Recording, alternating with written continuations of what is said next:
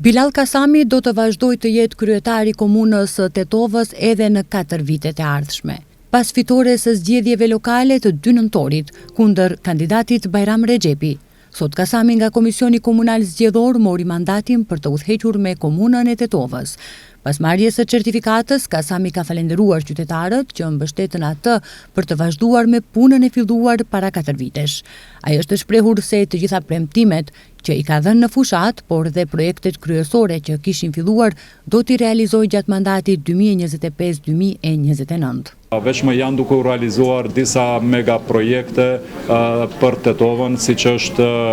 stadiumi i qytetit, i cili me punët që do vazhdojnë të realizohen aty do të bindim edhe ata që më spaku kanë besuar se ai stadium do të ndërtohet për shkak të dëshpërimit që ka qenë edhe mashtrimeve në të kaluarën, gjithashtu edhe vazhdimi i realizimit të projekteve infrastrukturore, po ashtu një projekt, një mega projekt që ka të bëj me kanalizimin fekal, pra një projekt mbi 40 milion euro për kolektorin kryesor të ujrave të zeza dhe filter stacionin apo impjantin e pastrimit të ujrave të zeza në fshatin Falisht, është në fazën përfundimtare të përzgjedhjes së operatorëve që do të realizojnë këtë projekt, dhe unë besoj që nga pranvera e hershme kur do të krijohen kushtet atmosferike do të fillojë ndërtimi i këtij projekti kapital për Tetovën. Po ashtu do të vazhdoj me intensitet të shtuar ndërtimi i 2 objekteve të shkollave të mesme dhe rikonstruimi në fazën përfundimtare, rikonstruimi i objektit vjetër të medicinës që tani më shfrytëzohet nga shkolla e mesme gjimnazi i Tetovës. Po ashtu edhe infrastruktura në sistemit të furnizimit me ujë të pijshëm që nga gripi kryesor edhe rjeti shpërndarës, me shka deri në fund do të sigurojmë dhe ujë të pijshëm për çdo banor të